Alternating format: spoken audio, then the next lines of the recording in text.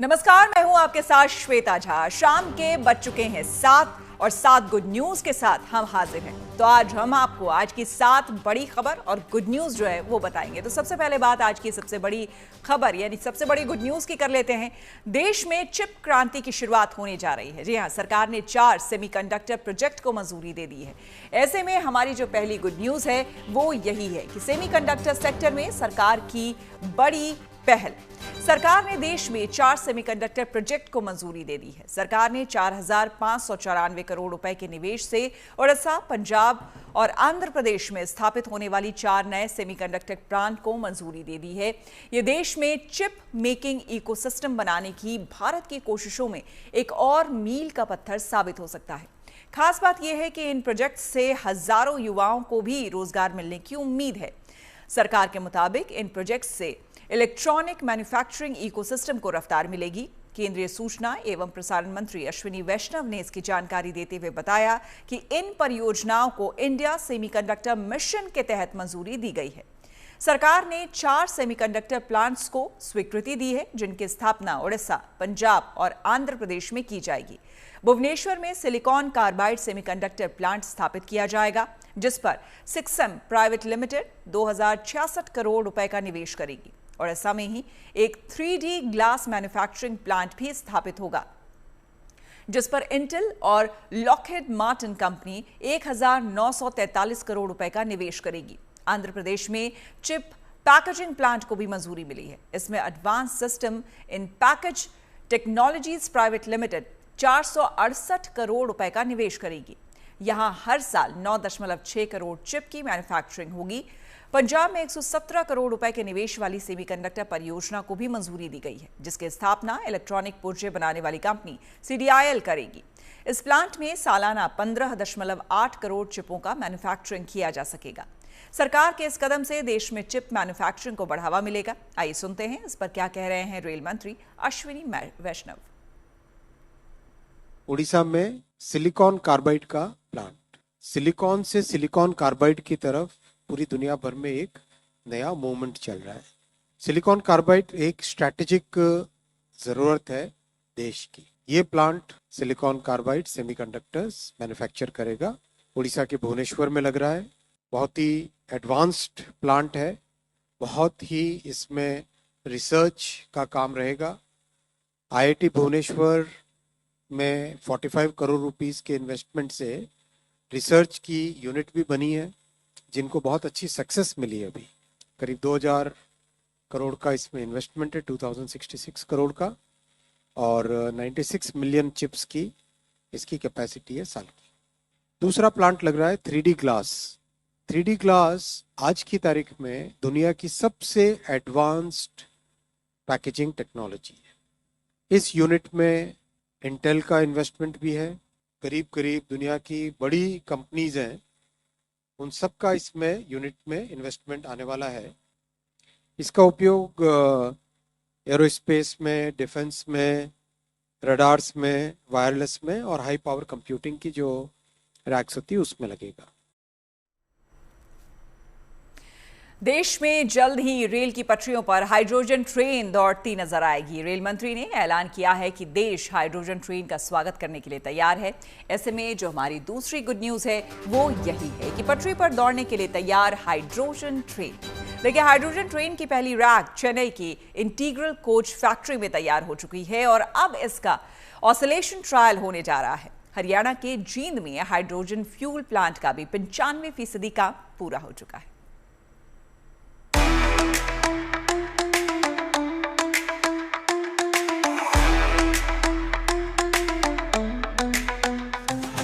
देश की पहली हाइड्रोजन ट्रेन पटरियों पर दौड़ने के लिए तैयार है। रेल मंत्री अश्विनी वैष्णव ने मंगलवार को सोशल मीडिया पर इस ट्रेन से जुड़ा एक वीडियो शेयर करते हुए लिखा है कि भारत की पहली हाइड्रोजन ट्रेन जल्द शुरू होने के लिए तैयार है। रेलवे के चेन्नई स्थित इंटीग्रल कोच फैक्ट्री में तैयार की गई पहली हाइड्रोजन ट्रेन को फैक्ट्री के बगल में स्थित अन्ना नगर यार्ड में भेज दिया गया है। यहां से अब रेलवे के research, development and standard organisation की निगरानी में इसका ऑसिलेशन ट्रायल होगा। नीले रंग की चमचमाती हाइड्रोजन ट्रेन की पहली रेक तैयार की जा चुकी है। सूत्रों के अनुसार इस खास ट्रेन में 10 डिब्बे होंगे जिनमें 2 इंजन शामिल हैं। इंजन को ट्रेन के आगे और पीछे लगाया गया है। ट्रेन की जो पहली तस्वीर रेल मंत्री ने जारी की है उसमें ट्रेन का नाम नमो ग्रीन रेल लिखा हुआ है। इसके मायने ये कि देश की पहली हाइड्रोजन ट्रेन को नमो ग्रीन रेल के नाम से ही जाना जाएगा। आईसीएफ ने इस ट्रेन को 110 किलोमीटर प्रति घंटा की रफ्तार से चलने के लिए डिजाइन किया है। इस ट्रेन को 1200 हॉर्स पावर के 2 इंजन के जरिए चलाया जाएगा। इन इंजन में हाइड्रोजन फ्यूलिंग के लिए हरियाणा के जींद में फ्यूलिंग इंफ्रास्ट्रक्चर तैयार किया गया है। वहाँ ही करीब 3000 किलो हाइड्रोजन के स्टोरेज की भी व्यवस्था है। इस ट्रेन में एक बार में करीब 1200 पैसेंजर्स यात्रा कर पाएंगे। भारत की पहली हाइड्रोजन ट्रेन की बात की जाए तो वो जींद शहर से चलेगी और कल अपने एक्स प्लेटफार्म पर जो अपने रेलवे मिनिस्टर हैं उन्होंने अभी जाहिर की थी कि जो हरियाणा के जींद है उसमें से हाइड्रोजन जो प्लांट है वो तकरीबन बनकर तैयार हो चुका है। और अगर यहाँ की इंटरनल जानकारी की बात की जाए तो जो 95% काम है वो कंप्लीट हो चुका है। 5% जो काम है वो ही पेंडिंग है और आगामी कुछ दिनों में उसको भी पूरा कर लिया जाएगा। और ये अपने देश की बात की जाए तो पहली ऐसी ट्रेन है हाइड्रोजन जो अपने भारत में जींद शहर से सोनीपत के लिए चलेगी। और अगर इसे हाइड्रोजन प्लांट की बात की जाए तो तकरीबन 3000 केजी का ये हाइड्रोजन प्लांट है। हाइड्रोजन ट्रेन का ऑसिलेशन ट्रायल हरियाणा के जींद और सोनीपत के बीच किया जाएगा। इस ट्रायल के दौरान ट्रेन में उतना ही वजन रखकर दौड़ाया जाएगा जितने वजन के पैसेंजर्स उसमें चढ़ेंगे। रेल ऑपरेशन में हाइड्रोजन को उपलब्ध फ्यूल में से सबसे स्वच्छ ईंधन माना गया है क्योंकि इसमें बिल्कुल कार्बन इमिशन नहीं होता है, जबकि जीवाश्म ईंधन के इस्तेमाल होने से वातावरण में कार्बन डाइऑक्साइड का उत्सर्जन होता है जो कि वातावरण के लिए घातक है। दुनिया में अब तक केवल 4 देशों जर्मनी, फ्रांस, स्वीडन और चीन के पास हाइड्रोजन से चलने वाली ट्रेनें हैं, लेकिन अब भारत भी इन खास देशों की लिस्ट में शुमार होने जा रहा है जिनके पास हाइड्रोजन फ्यूल से चलने वाली ट्रेन की तकनीक है। जींद से सुनील कुमार के साथ bureau report, good news today. और पंजाब में नशे के सौदागरों की साजिशों को नेस्तनाबूद करने के लिए पंजाब सरकार ने एक बड़ा कदम उठाया है। दरअसल पंजाब के सीमावर्ती इलाकों में पाकिस्तान की तरफ से ड्रोन से नशे और हथियारों की तस्करी की जाती है, लेकिन अब पंजाब सरकार ने इसे जड़ से खत्म करने का अभियान शुरू कर दिया है। ऐसे में जो हमारी तीसरी गुड न्यूज है वो यही है, एंटी ड्रोन सिस्टम से नशा तस्करों पर प्रहार। जी हां, सरहद पार से हो रही साजिश को नाकाम करने के लिए पंजाब में एक्शन तेज हो गया है। पंजाब में ड्रोन के जरिए नशा और हथियार भेजने वालों के लिए अब आसमान भी सुरक्षित नहीं रहेगा क्योंकि पंजाब सरकार ने सरहदी इलाकों में एंटी ड्रोन सिस्टम को तैनात कर दिया है।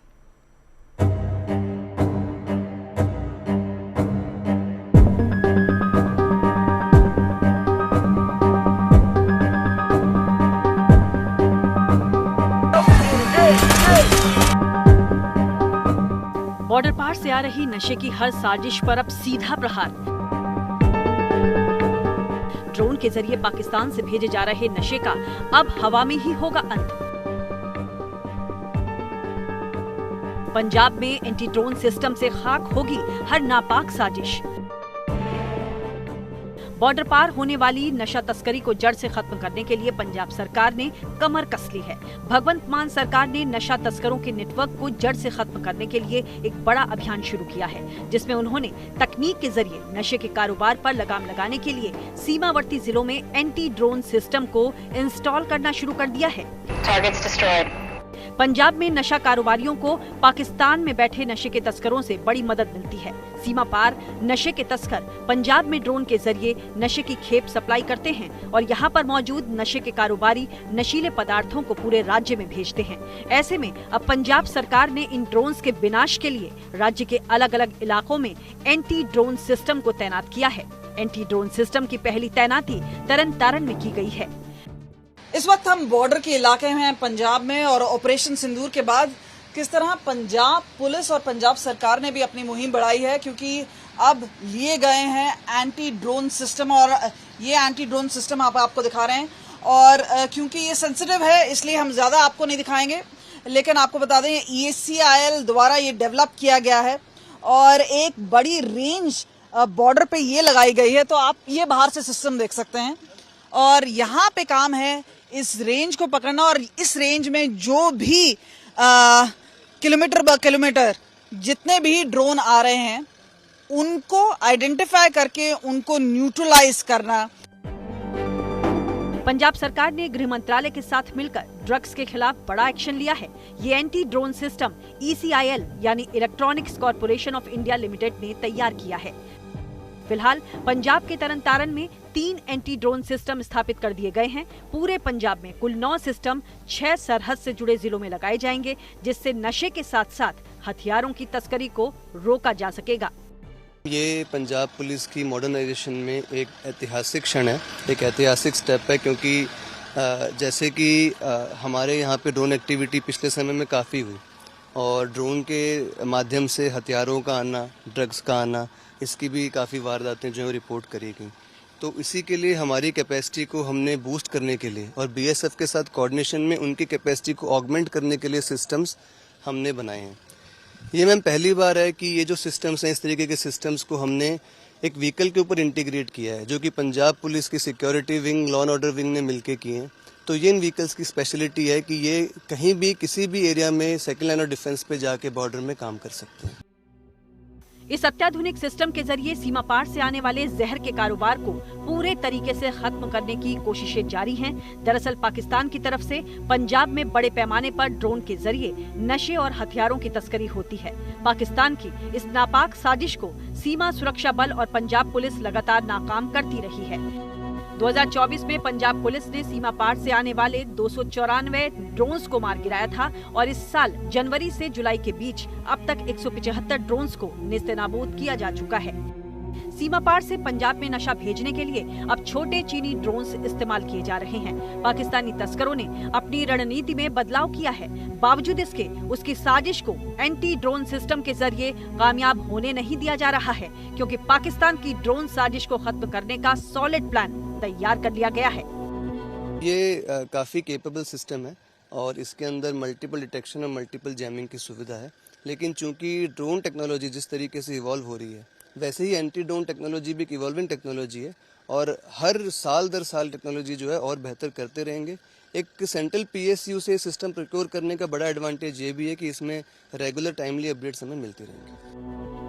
स्वतंत्रता दिवस के मद्देनजर सुरक्षा बल ड्रोन के जरिए CBRN यानी केमिकल, बायोलॉजिकल, रेडियोलॉजिकल और न्यूक्लियर खतरे से निपटने की भी तैयारी कर रहे हैं। इसके लिए पूरे राज्य में DGP गौरव यादव के निर्देश पर सभी पुलिस कमिश्नर्स और SSP को गश्त बढ़ाने के निर्देश दे दिए गए हैं।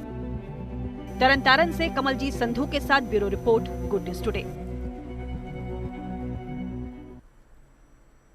और अब बात देश और देशवासियों के लिए अपना सर्वस्व न्यौछावर करने वाले शूरवीरों के शौर्य को नमन। जाबाजों को नमन करने का यूपी के हापुड़ के रहने वाले अभिषेक गौतम का तरीका चर्चा का विषय बना हुआ है। तो चौथी गुड न्यूज हमारी इसी से जुड़ी हुई है और वो ये कि टैटू से क्रांतिवीरों और शहीदों के शौर्य को नमन। दरअसल अभिषेक गौतम वैसे तो पेशे से इंटीरियर आर्किटेक्ट हैं, लेकिन देश के महानायकों को श्रद्धांजलि का जो तरीका उन्होंने अपनाया है उसकी चारों ओर चर्चा है। अभिषेक गौतम ने वीर सपूतों को श्रद्धांजलि देने के लिए करगिल में शहीद हुए 569 जाबाजों के नाम अपने शरीर पर गुदवाए हैं। इसके साथ ही अभिषेक ने देश के महान सपूतों की तस्वीरें भी अपने शरीर पर गुदवाई हैं। इसके साथ ही अभिषेक गौतम ने अपने शरीर पर क्रांतिकारी चंद्रशेखर आजाद, भगत सिंह, सुभाष चंद्र बोस, गुरु गोविंद सिंह, रानी लक्ष्मीबाई, चाणक्य और महात्मा गांधी समेत देश के 11 महान सपूतों की तस्वीरें भी बनवाई हैं। और इस तरह अभिषेक गौतम चलता फिरता शहीद स्मारक बन चुके हैं। लेकिन इतना ही नहीं, इनका नाम India book of world records में भी दर्ज हो चुका है। अभिषेक गौतम की देशभक्ति सिर्फ वीर सपूतों के नाम गुदवाने और तस्वीर बनवाने तक ही सीमित नहीं है, वे 700 से ज्यादा शहीदों के परिवार वालों से भी मिल चुके हैं।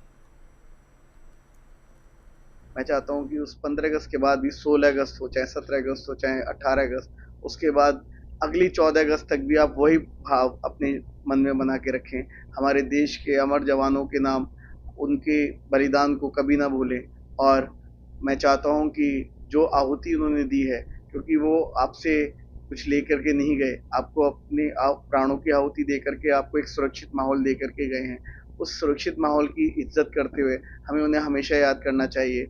एक दिया उनके नाम का 15 अगस्त को जरूर जलाना। और अब बात गरीबों के बच्चों का भविष्य संवारने में जुटे 27 साल के प्रिंस की, जो नोएडा में गरीबों के बच्चों को पढ़ाते हैं। प्रिंस का लक्ष्य है कि ये बच्चे बड़े होकर न सिर्फ अपना जीवन संवारे बल्कि सेना में भर्ती होकर देश की सेवा करें। ऐसे में हमारी जो 5वीं गुड न्यूज है वो यही है, स्लम के बच्चों के लिए चैलेंजर्स की पाठशाला। सड़क किनारे खुले आसमान के नीचे पढ़ते बच्चों की जो तस्वीरें आप देख रहे हैं ये नोएडा की हैं, जहां चैलेंजर्स की पाठशाला चल रही है। इस पाठशाला में पढ़ रहे ये बच्चे यहाँ आसपास रहने वाले मजदूरों के हैं। ये बच्चे झुग्गी बस्ती में रहने वाले उन गरीब मजदूरों के हैं जहां मूलभूत सुविधाएं भी नहीं पहुंची हैं। लेकिन प्रिंस की चलती फिरती पाठशाला इन बच्चों तक न सिर्फ पहुंच रही है बल्कि इनका भविष्य संवारने की कोशिश भी कर रही है। अच्छी बात यह है कि इनकी कोशिशों का असर भी दिख रहा है। एक बच्चे को पढ़ाने से शुरू हुआ ये सफर पिछले 8 साल में नोएडा में अलग अलग जगहों पर करीब 500 बच्चों तक पहुंच चुका है। इस ग्रुप ने करीब 400 बच्चों का एडमिशन अलग अलग स्कूलों में कराया है। इतना ही नहीं, चैलेंजर्स ग्रुप की पाठशाला की ये मुहिम आज 9 राज्यों तक पहुंच चुकी है। प्रिंस ने इस मुहिम की शुरुआत 8 साल पहले तब की थी जब सुकमा में एक नक्सली हमले में कई जवान शहीद हो गए थे। उस घटना ने तब 19 साल के प्रिंस को इतना झकझोर दिया था कि प्रिंस ने यह ठान लिया कि ज्यादा से ज्यादा संख्या में युवाओं को सेना में भर्ती कराएंगे और इस तरह उन्होंने झुग्गी बस्ती में रहने वाले बच्चों को पढ़ाना शुरू किया। नोएडा में बैठा एक 18 साल का युवा ये प्रेरणा लेता है, ये प्रतिज्ञा लेता है कि वो इन शहीदों का बलिदान बेकार नहीं जाने देगा और वो कुछ ऐसा करेगा कि वो खुद बहुत सारे सैनिक तैयार कर पाए। इसके लिए वो चुनता है नोएडा की छोटी छोटी झुग्गियों के छोटे छोटे बच्चों को और उनको पढ़ाने का काम शुरू करता है। वो बच्चे जो स्कूल नहीं पहुंच पा रहे थे, उन बच्चों के माता पिता स्कूल की फीस नहीं भर सकते थे, ऐसे में ये युवा उन बच्चों के बीच पहुंचता है, क्लासरूम की शुरुआत करता है और अब ये क्लासरूम लगातार बढ़ती जा रही है। मकसद यही है कि जैसे ही ये छोटे बच्चे बड़े होंगे, इनको तैयारी करवानी है सेना के लिए और इन्हें देश के नाम समर्पित करना है। हम लोगों ने सोचा कि क्यों ना ये श्रद्धांजलि उन शहीदों को, उन जवानों को, उस परिवार को लगातार दी जाए और तब तक दी जाए जब तक हम लोग ऐसे सैनिक, ऐसे जो है वीर बना के रेडी ना कर दें, तब तक हमने ये कोशिश जारी है और उसको हमने नाम दिया चैलेंजर्स ग्रुप। और क्योंकि चुनौतियां बहुत सारी रहीं तो इसको हमने चैलेंज ग्रुप नाम दिया इसका। और अब बात चीते के रेस्क्यू की कर लेते हैं। मध्य प्रदेश के श्योपुर स्थित कूनो नेशनल पार्क की हद लांघकर पड़ोसी राज्य राजस्थान की सीमा में पहुंच गए चीतों का सुरक्षित रेस्क्यू कर लिया गया है। ऐसे में जो हमारी छठी गुड न्यूज है वो यही, कूनो से राजस्थान पहुंचे चीतों का रेस्क्यू। जी हाँ, आपको बता दें कि कूनो नेशनल पार्क में रहने वाली चीता ज्वाला पार्क की सीमाओं को लांघते हुए राजस्थान पहुंच गई थी। चंबल नदी को पार करके ज्वाला राजस्थान के सवाई माधोपुर जिले की बालेर रेंज में पहुंच गई। जंगल क्षेत्र में घूमती हुई ज्वाला मंगलवार की सुबह राजस्थान के बहरावड़ा कला थाना क्षेत्र के करीरा गांव में पहुंच गई और यहां भेड़ बकरियों के बाड़े में घुस गई। ज्वाला ने इस दौरान एक बकरी को अपना शिकार भी बना लिया। इस वजह से ग्रामीणों में डर बैठ गया। लेकिन इससे पहले कि चीते और ग्रामीणों के बीच किसी तरह का टकराव होता, स्थानीय वन विभाग और अमला कूनो की ट्रेनिंग टीम भी वहां पर पहुंच गई और उन्होंने सुरक्षित तरीके से ज्वाला का रेस्क्यू कर लिया। ज्वाला के साथ राजस्थान पहुंचे उसके एक शावक का भी रेस्क्यू मानपुर क्षेत्र के पीपड़ी मार्ट इलाके से किया गया। यहां एक किसान के खेत में शावक को ट्रैंकुलाइज किया गया और गाड़ी में रखकर कूनो नेशनल पार्क लाकर छोड़ दिया गया।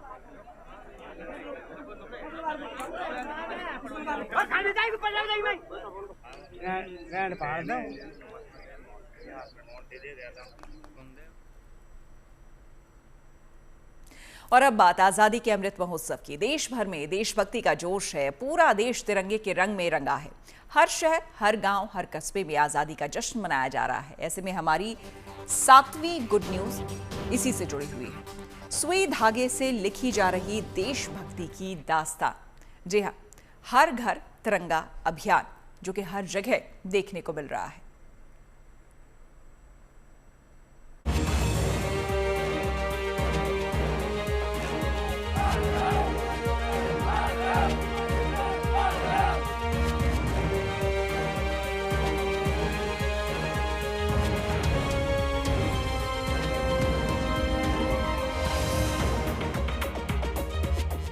तिरंगा जो सिर्फ एक झंडा नहीं, हमारी आन, हमारी बान और हमारी शान है।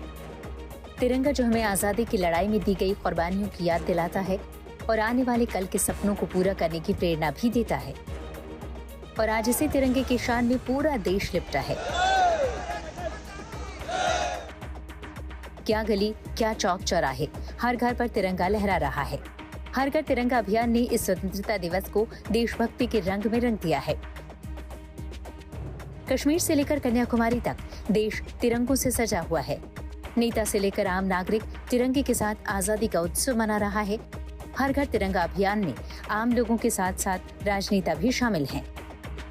देहरादून में उत्तराखंड के सीएम पुष्कर सिंह धामी ने अपने आवास पर तिरंगा फहराया, तो वहीं लखनऊ में उत्तर प्रदेश के मुख्यमंत्री योगी आदित्यनाथ तिरंगा यात्रा में शामिल हुए। जम्मू कश्मीर के पुलवामा में आजादी का जश्न मनाने के लिए बड़ी संख्या में लोग सड़कों पर उतरे। सभी ने मिलकर एक तिरंगा रैली निकाली। इसमें अच्छी खासी तादाद में युवा और स्कूली बच्चे भी शामिल हुए। हमारे डिस्ट्रिक्ट पुलवामा में बहुत बड़ी तिरंगा रैली निकली। इससे हमारे दिल में एक जज्बा पैदा होता है, इससे हमारे दिल में नेशनलिज्म पैदा होता है। हमें आगे भी करना चाहिए। ये मैं मैसेज देना यही चाहूँगा कि आप देखते हो कि तिरंगा को हाथ में लेते ही एक जज्बा आ जाता है सबके दिल में, एक हुब्बुल वतनी का जज्बा आ जाता है। तो मैं चाहूँगा ऐसी रैलीज बार बार होनी चाहिए ताकि हमारे जो आने वाले पौध हैं उनके दिल में भी ये हुब्बुल वतनी का जज्बा पैदा हो। जम्मू कश्मीर के भद्रवाह में पुलिसकर्मियों ने तिरंगा यात्रा निकाली, जिसमें स्कूली बच्चों ने बढ़ चढ़कर हिस्सा लिया। इस यात्रा में विशाल तिरंगा थामे बच्चों ने दूर तक मार्च किया।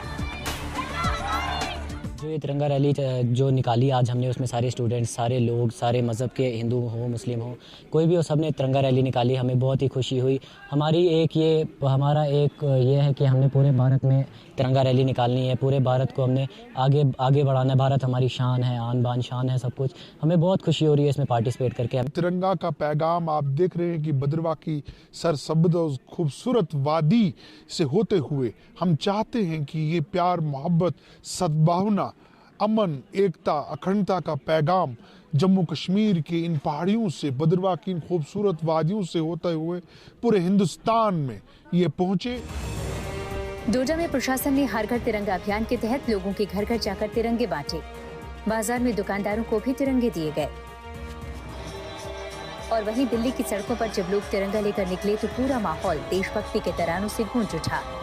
राजधानी में बीते कई दिनों से इस तरह के इवेंट किए जा रहे हैं। ओडिशा के संबलपुर की ये तस्वीरें बेहद खास हैं। जब शहर की सड़कों पर तिरंगा लगी बाइकों का काफिला निकला तो देखने वाले देखते रह गए। जिधर जिधर से ये काफिला गुजरा, लोगों ने इसका जोरदार स्वागत किया। झारखंड की राजधानी रांची भी देशभक्ति के रंग में रंगी हुई है। यहाँ छात्रों की टोली कई मीटर लंबा तिरंगा लेकर निकली। आजादी के तरानों के बीच युवाओं का जोश हाई दिखा। आजादी का ये पावन अवसर कारोबारियों के लिए गुड न्यूज भी लेकर आया। बाजार में तिरंगे की भारी डिमांड है। यूपी के बागपत से लेकर गुजरात के सूरत तक कारीगर दिन रात तिरंगा बनाने में जुटे हैं। जाहिर है ये तिरंगा मेहनत, आत्मनिर्भरता और देशभक्ति का संगम है। हर घर तिरंगा अभियान यहाँ सिर्फ एक कार्यक्रम नहीं बल्कि इन महिलाओं के सपनों को पंख देने वाला मंच है। इस काम से इन्हें रोजगार मिलता है और जब ये तिरंगे हवा में लहराए जाएंगे तो उनके हर धागे में मेहनत, गर्व और भारत माँ के प्रति समर्पण की कहानी भी साथ उड़ान भरेगी। बागपत से मनुदेव उपाध्याय के साथ bureau report, good news today. तो इसी के साथ 7 बजे 7 गुड न्यूज में मेरे यानी कि श्वेता झा के साथ फिलहाल इतना ही। देश दुनिया के तमाम पॉजिटिव खबरों के लिए आप देखते रहिए गुड न्यूज टुडे।